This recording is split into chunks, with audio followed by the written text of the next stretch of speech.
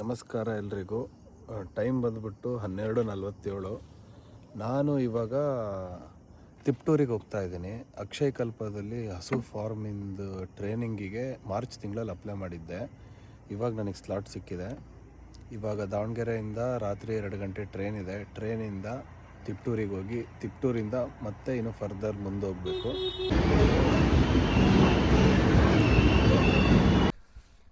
ಇವಾಗ ರೈಲ್ವೆ ಸ್ಟೇಷನಿಂದ ಹೊರಗೆ ಬಂದೆ.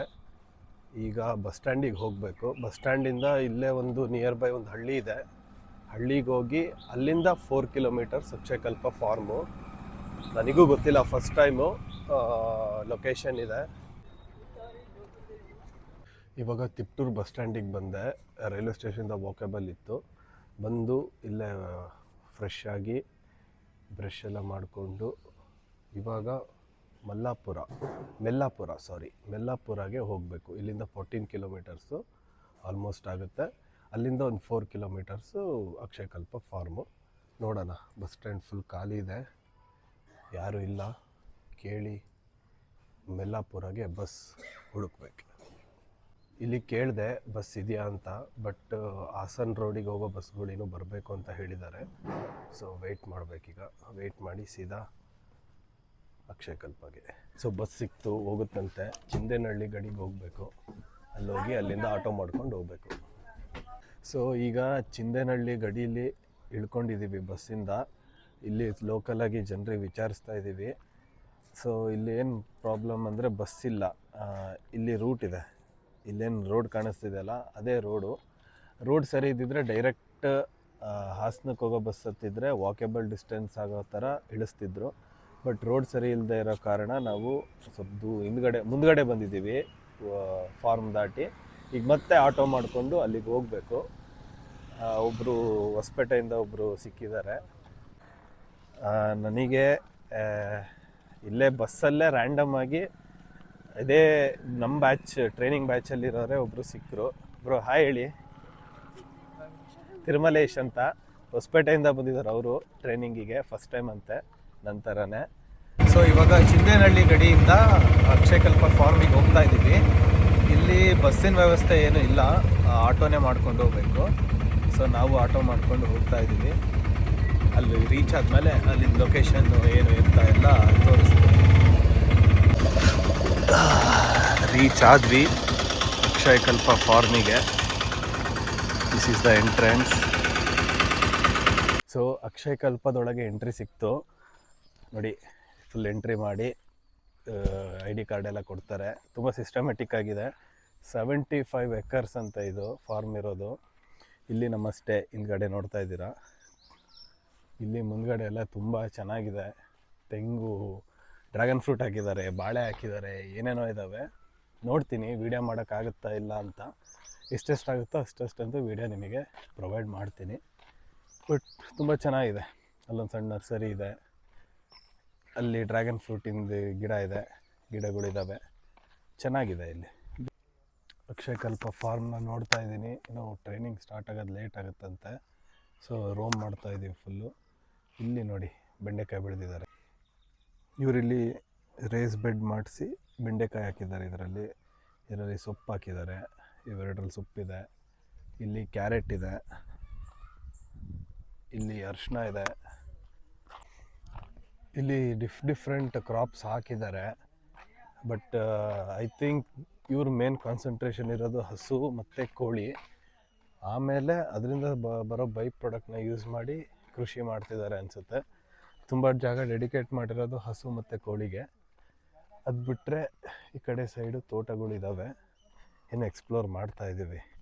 ನಾನು ಮನೆಯಲ್ಲಿ ಮೊರಿಂಗಾ ಪೌಡರ್ ಮಾಡೋದನ್ನ ವೀಡಿಯೋ ಮಾಡಿ ಹಾಕಿದ್ನಲ್ಲ, ಅದನ್ನು ನಾರ್ಮಲಾಗಿ ನುಗ್ಗೆ ಗಿಡಗಳು ಹೆಂಗೆ ಹಾಕ್ತಾರೋ ದೊಡ್ಡ ಮರ ಆಗೋಕ್ಕೆ ಆ ಥರ ಹಾಕಿದ್ದೆ. ಅದರಿಂದನೇ ಹಾರ್ವೆಸ್ಟ್ ಮಾಡಿದ್ದೆ.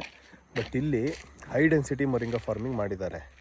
ಇದರದ್ದು ಪರ್ಪಸ್ ಬಂದುಬಿಟ್ಟು ನಿಮಗೆ only for leaves, moringa leaf powder ಮಾಡ್ಕೊಳ್ಳೋದಕ್ಕೆ ಅಂತಲೇ ಹಾಕಿದ್ದಾರೆ. ಒಂದೊಂದು ಮೀಟ್ರಿಗೆ ಒಂದೊಂದು ಗಿಡಗಳನ್ನ ಹಾಕಿ ಬೆಳೀತಾರೆ. ಅಂದರೆ ಲೈಕ್ ಇದರಲ್ಲಿ ತುಂಬ ಕ್ಲೋಸಾಗಿ ಬೆಳೆಯುತ್ತೆ. ಬಟ್ ಲೀಫ್ ತುಂಬ ನಿಮಗೆ ಎಲೆಗಳು ಹಾರ್ವೆಸ್ಟ್ ತುಂಬ ಚೆನ್ನಾಗಾಗುತ್ತೆ. ನನಗೆ ಹೈ ಡೆನ್ಸಿಟಿ ಫಾರ್ಮಿಂಗ್ ಬಗ್ಗೆ ಇನ್ಫಾರ್ಮೇಷನ್ ಇತ್ತು, ಅಂದರೆ ಗೊತ್ತಿತ್ತು ಮಾಡ್ತಾರೆ ಅಂತ ಲೀವ್ಸಿಗೋಸ್ಕರ. ಬಟ್ಟು ಹೇಗೆ ಪ್ರಾಕ್ಟಿಕಲಾಗಿ ಮಾಡ್ತಾರೆ ಅಂತ ಗೊತ್ತಿದ್ದಿಲ್ಲ. ಅಲ್ಲಿ ಇಲ್ಲಿ ಎಲ್ಲೋ ಒಂದು ಯೂಟ್ಯೂಬಲ್ಲಿ ವೀಡಿಯೋ ಇತ್ತು, ಬಟ್ ಅದು ನಿಜಾನ ಸುಳ್ಳ ಅಂತಲೂ ಗೊತ್ತಿದ್ದಿಲ್ಲ. ಇಲ್ಲಿ ಬಂದಮೇಲೆ ಒಂದು ಕನ್ಫರ್ಮೇಷನ್ ಸಿಕ್ತು. ಸೊ ದ್ಯಾಟ್ ನಾನು ಇಲ್ಲಿ ಹೋದ್ಮೇಲೆ ಇದನ್ನು ಪ್ರೊಸೆಸ್ ಮಾಡ್ತೀನಿ.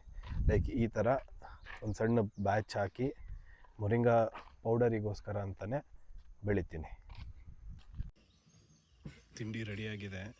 ಎಲ್ಲ ಟ್ರೈನಿಂಗಿಗೆ ಬಂದಿರೋರು ಕೂತಿದ್ದೀವಿ. ಇಲ್ಲಿ ನಮ್ಮ ತೊಟ್ಟೆ ನಾವೇ ತೊಳ್ಕೊಬೇಕು, ಲೋಟ ತಟ್ಟೆ ಎಲ್ಲ ನಾವೇ ಕ್ಲೀನು ವಾಶ್ ಎಲ್ಲ ಮಾಡ್ಕೋಬೇಕು. ನನಗೊಂದು ಕೈಯಲ್ಲಿ ಆಗಲ್ಲ, ಸೊ ವಿಡಿಯೋ ಆಫ್ ಮಾಡ್ತೀನಿ.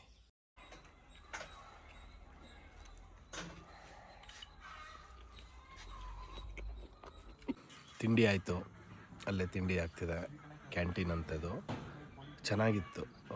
ಸೊಪ್ಪಿನ ಪಲ್ಯ ಮಾಡಿದರು, ಎಲ್ಲ ತೋಟದಲ್ಲಿ ಬೆಳೆದಿರೋದೇ ಅನಿಸುತ್ತೆ, ಫಾರ್ಮಲ್ಲಿ ಬೆಳೆದಿರೋದೇ ಅನಿಸುತ್ತೆ. ಜಾಸ್ತಿ ಏನು ಮಸಾಲೆ ಇದ್ದಿದ್ದಿಲ್ಲ, ಪ್ಲೇನಾಗಿತ್ತು. ಮೊಸರು ಇಲ್ಲಿಂದ ಕೊಟ್ಟಿದ್ದರು, ಗಟ್ಟಿ ಇತ್ತು, ಚೆನ್ನಾಗಿತ್ತು, ಒಳ್ಳೆ ತಿಂಡಿ. ಸೊ ಇವಾಗ ಸ್ಟಾರ್ಟ್ ಆಗಿದೆ ಟ್ರೈನಿಂಗು, ಎಲ್ಲ ಸೇರ್ತಾ ಇದ್ದಾರೆ. ಇಲ್ಲಿ ಥಿಯರಿ ಸ್ಟಾರ್ಟ್ ಮಾಡ್ತಾರೆ ಅನಿಸುತ್ತೆ, ಆಮೇಲೆ ಪ್ರಾಕ್ಟಿಕಲಿ ಕರ್ಕೊಂಡು ಹೋಗ್ಬೋದು.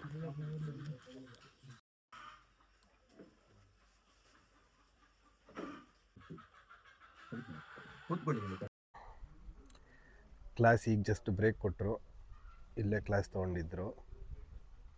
ಇಂಟ್ರೊಡಕ್ಷನ್ನು ಮತ್ತು ಓವರ್ ವ್ಯೂ ಕೊಟ್ಬಿಟ್ಟು ಈಗ ಒಂದು ಸಣ್ಣ ಬ್ರೇಕ್ ಕೊಟ್ಟು ಮಜ್ಜಿಗೆ ಕುಡಿದ್ವಿ. ಮಜ್ಜಿಗೆ ಕುಡಿದು ಈಗ ಹಸು ಹತ್ರ ಕರ್ಕೊಂಡ್ಬಂದಿದ್ದಾರೆ. ಇಲ್ಲಿ ಕೋಳಿಗೆ ಫೀಡ್ ರೆಡಿ ಮಾಡ್ತಾ ಇದ್ದಾರಂತೆ.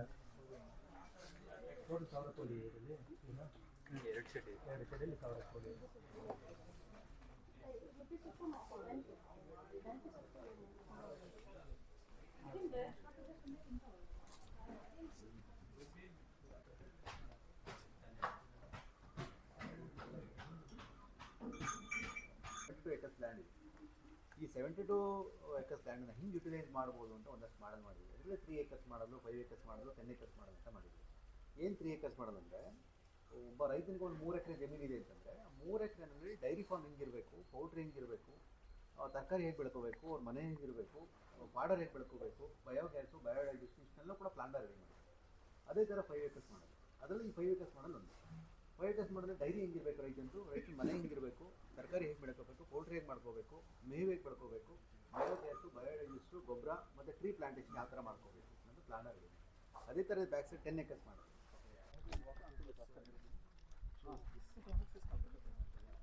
ಇದು ಬಂದು ನಿಮಗೆ ಇರುವೆ ಕೆಳಗಡೆ ಇರುತ್ತೆ, ನೋಡಿ ನಿಂತ್ಕೊಳ್ಳಿ. ನಮ್ಮ ಅಗ್ರಿಕಲ್ಚರ್ ಲ್ಯಾಂಡ್ ಅಂತ ಬಂದರೆ ಒಂದಷ್ಟು ನಮ್ಗೆ ವೇಸ್ಟೇಜ್ ಬರುತ್ತೆ, ಅಗ್ರಿಕಲ್ಚರ್ ಔಟ್ಪುಟ್ಸ್ ಬರುತ್ತೆ. ಮತ್ತು ಇನ್ನೊಂದು ಏನೋ, ಸಗಣಿ ಅನ್ನೋದು ಗೊಬ್ಬರ ಅಲ್ಲ. ಸಗಣಿ ಅನ್ನೋದು ಒಂದು ಕಲ್ಚರ್ ಅಷ್ಟೇ, ಅದನ್ನು ಗೊಬ್ಬರ ನಾವು ಮಾಡಬೇಕು. ಇಲ್ಲ ಅಂದರೆ ಈ ಗೊಬ್ಬರ ಮಾಡೋ ಮೆಥಡಲ್ಲಿ ನಾವು ಫೇಲ್ಯೂರ್ ಆಗಿರೋದ್ರಿಂದ ಏನಾಗುತ್ತೆ, ತಗೊಂಡೋಗಿ ಅದನ್ನು ಹಾಕೋದು ಕೂಡ ನಮಗೆ ಬೆಳೆಗಳು ಬರ್ತಾಯಿಲ್ಲ. ಹಾಗಾಗಿ ತುಂಬ ಇಂಪಾರ್ಟೆಂಟ್ ಅಂದರೆ ನಾವಿಲ್ಲಿ ಮಾಡ್ತಕ್ಕಂಥ ಜಮೀನಲ್ಲಿ ಬರ್ತಕ್ಕಂಥ ವೇಸ್ಟೇಜ್ ಹೆಂಗೆ ಮೆನ್ಯೂನ ಕನ್ವರ್ಟ್ ಮಾಡೋದಕ್ಕೆ ಒಂದು ಹೀಪ್ ಮೆಥಡ್ ಗೊಬ್ಬರ ಮಾಡೋದು ಅಂತ ಮಾಡ್ಕೊಂಡಿದ್ದೀವಿ. 5 ಲೇಯರ್ ಬರುತ್ತೆ. ಈ 5 ಲೇಯರ್ ಕೂಡ ನಿಮಗೆ ಹೀಪ್ ಮೆಥಡಲ್ಲಿ ಬರುತ್ತೆ. ಬೇಸ್ ಬಂದು ನಿಮಗೆ ಒಂದು 5 ಫೀಟ್ ಬಂದಿರುತ್ತೆ, ಟಾಪ್ ಬಂದು ನಿಮಗೆ 1 ಫೀಟಲ್ಲಿ ನಿಂತ್ಕೊಂಡಿರುತ್ತೆ. ಈ ಥರ ಹೀಪ್ ಥರ ಅಂದರೆ ಗೋಪುರ ಆಕೃತಿ ನಿಂತ್ಕೊಂಡಿರುತ್ತೆ. ನೀವು ನಿಮ್ಮ ಜಮೀನಲ್ಲಿ ಬರ್ತಕ್ಕಂಥ ವೇಸ್ಟೇಜು ವಿತಿನ್ 80 to 90 ಡೇಸಲ್ಲಿ ಮೆನ್ಯೂರಾಗಿ ಕನ್ವರ್ಟ್ ಮಾಡ್ತಾರೆ, ಈಸಿಯಾಗಿ ಮಾಡ್ತಾರೆ ಅಂತ ಹಾಕೋಬೇಕು ಅಂತ ನಾವು ಒಂದಷ್ಟು ಮಲ್ಟಿಕಟ್ ಕಡೆ ರಿಸರ್ಚ್ ಮಾಡಿದ್ದೀವಿ.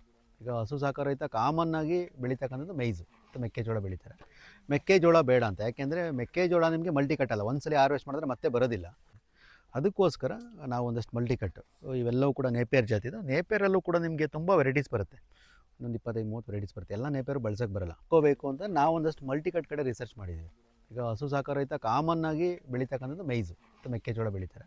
ಮೆಕ್ಕೆಜೋಳ ಬೇಡ ಅಂತ, ಯಾಕೆಂದರೆ ಮೆಕ್ಕೆಜೋಳ ನಿಮಗೆ ಮಲ್ಟಿಕಟ್ ಅಲ್ಲ, ಒಂದ್ಸಲಿ ಹಾರ್ವೆಸ್ಟ್ ಮಾಡಿದ್ರೆ ಮತ್ತೆ ಬರೋದಿಲ್ಲ. ಬೆಸ್ಟ್ ಅಂತಂದರೆ ಕೊಂಬು ನೇಪರ್, ಇಲ್ಲಿ ಹಾರ್ವೆಸ್ಟ್ ಮಾಡಿದರೆ ಇದು ಕೊಂಬು ನೇಪರು. ಇದು ಯಾಕೆಂದರೆ ಮಲ್ಟಿಕಟ್ಟು, ಒಂದ್ಸಲಿ ಕಟಾವು ಮಾಡಿದ್ರೆ ಮತ್ತೆ ಎವ್ರಿ 60 ಡೇಸ್ ನಿಮ್ಗೆ ಬರ್ತಾ ಇರುತ್ತೆ. ಒಂದು ಸಲ ನೀವು ಸೋಯಿಂಗ್ ಮಾಡೋದಂದರೆ ಬಿತ್ತನೆ ಮಾಡಿದ್ರೆ ನಿಮ್ಮ ಜಮೀನಲ್ಲಿ ಒಂದು 4 ರಿಂದ 5 ವರ್ಷ ಇರುತ್ತೆ. ಓಕೆ,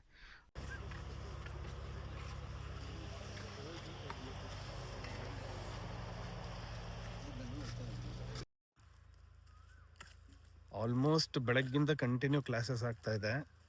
ತಿಂಡಿಗೆ, ಊಟಕ್ಕೆ ಟೀ ಬ್ರೇಕು ಅಷ್ಟೇ ಕೊಟ್ಟಿರೋದು. ಕಂಟಿನ್ಯೂ ಕ್ಲಾಸ್ ಮಾಡ್ತಿದ್ದಾರೆ, ಎವ್ರಿ ಮೈನ್ಯೂಟ್ ಡೀಟೇಲ್ಸ್ ಹೇಳ್ತಾ ಇದ್ದಾರೆ. ನಾನು ಬರಬೇಕಾದ್ರೆ ಹಸುದಕ್ಕಿಂತ ನನಗೆ ಒಂದಿಷ್ಟು ಇನ್ಫಾರ್ಮೇಷನ್ ಬೇಕಿತ್ತು, ಗ್ರೌಂಡ್ ಲೆವೆಲಲ್ಲಿ ಸಿಗುತ್ತೆ ಅಂತ ಬಂದೆ. ಬಟ್ ಹಸುದ್ರ ಬಗ್ಗೆ ತುಂಬ ಡೀಪ್ ಇನ್ಫಾರ್ಮೇಷನ್ ಸಿಕ್ಕಿದೆ. ಅಂದರೆ ನನಗೆ ಹೊಸ ಹೊಸ ಪರ್ಸ್ಪೆಕ್ಟಿವ್ಗಳು ಓಪನ್ ಆಗ್ತಾ ಇದೆ. ಅಂದರೆ ಇಂಟೆನ್ಷನ್ಸ್ಗಳು, ಓಕೆ ಹಿಂಗೂ ಮಾಡ್ಬೋದಲ್ಲ ಹಂಗೂ ಮಾಡ್ಬೋದಲ್ಲ ಅಂತ ಬರ್ತಾ ಇದೆ.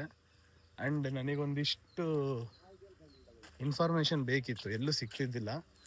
ಇಲ್ಲಿ ಸೈಂಟಿಫಿಕ್ಕಾಗಿ ವರ್ಕ್ ಮಾಡಿರೋರಿಂದ ಸಿಕ್ಕಿದೆ. ಸೊ ದ್ಯಾಟ್ ನನಗೆ ಧೈರ್ಯ ಅದನ್ನು ಎಕ್ಸ್ಪೆರಿಮೆಂಟ್ ಮಾಡೋದಕ್ಕೆ. ಚೆನ್ನಾಗಾಯಿತು ಬಂದಿದ್ದು. ಇನ್ನೂ ಇದೆ ಇವಾಗ ಹಸುದು ಫೀಡೆಲ್ಲ ರೆಡಿ ಮಾಡೋದು ನಮ್ಮ ಕೈಲೇ ಮಾಡಿಸ್ತಾರಂತೆ, ನಾವೇ ಕೈ ಮುಟ್ಟಿ ಮಾಡಬೇಕು. ಸಗಣಿ ಗೋಮೂತ್ರ ಮುಟ್ಟಿದ್ದೀನಿ, ಅದ್ರದ್ದು ಊಟ ಮುಟ್ಟಕ್ಕಾಗಲ್ವಾ, ಈಸಿ.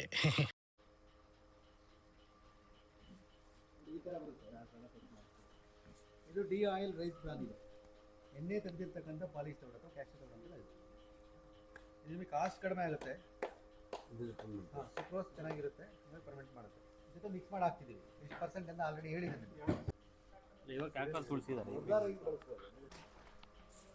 ಇದು ನಿಮಗೆ ನೇಪಿಯರನ್ನು ರ್ಯಾಪ್ ಮಾಡಿರ್ತಿದೆಯಲ್ಲ, ಇದು ಕಲ್ಚರ್ ಇದೆ ಡಿಯೋರ್ಗೆ. ಡಿಯೋರ್ಗೆ ಹಾಕ್ಕೊಂಡು ಮಾಡ್ತಾ ಹೋಗ್ಬೇಕು.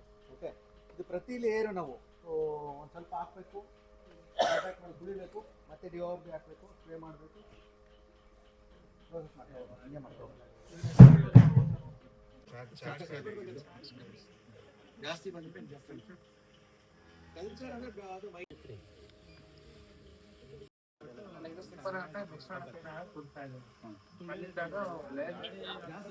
ಹಾಕಿದ್ರೆ 10 to 15 ಡೇಸ್ ರೆಡಿ ಆಗುತ್ತೆ. ಹಾಕಲಿಲ್ಲ 45 ಡೇಸ್ ಬೇಕು.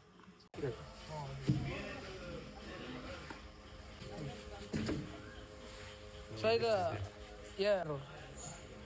ಇದು ಟಪ್ಪು 2 kg ಬರುತ್ತೆ.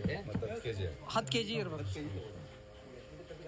ಅವ್ರ ಜೊತೆ ಹೋಗಿ ಒಬ್ರು ಟಪ್ ತಗೊಂಡು ಬ್ರೋಮಿನ್ ಕೊಡ್ತಾರೆ, ತಂದು ಕೊಡಿ. ಎಲ್ಲಿ ಸರ್ ಒಂದಕ್ಕೆ ಅಲ್ವಾ ಫುಲ್ಲು 1 kg ಬರುತ್ತೆ. ಹಾಂ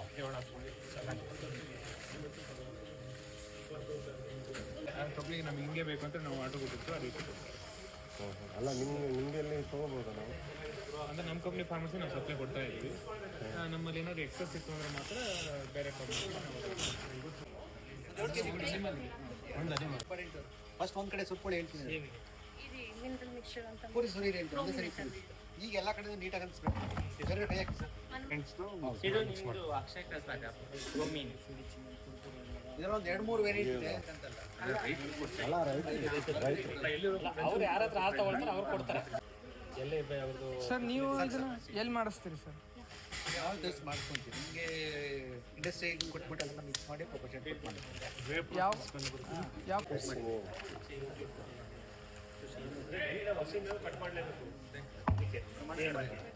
ಬೇರೆ ಯಾರು ಬನ್ನಿ ಸರ್, ಒಬ್ಬರೇ ಮಾಡ್ತಿದ್ದಾರೆ. ಇದು 14 ಇದು 4 kg ಮಾಡಿ ಹಣ ಒಂಬತ್ತು ಬಳಸಿ ಬಟ್ ತಂದು ಹಾಕ್ತೀವಿ ಹೊರಗಡೆ.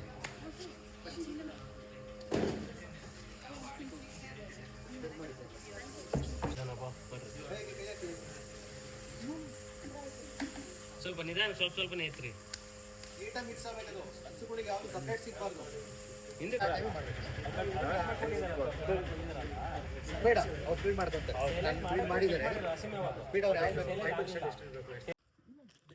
ಫುಲ್ಲು ಬಟ್ಟೆ ಕೊಳೆ ಆಗಿದೆ, ಕೈಯೆಲ್ಲ ಕೊಳೆ ಆಗಿದೆ. ಹಸುದು ಫೀಡ್ ರೆಡಿ ಮಾಡಿದ್ದೀನಿ.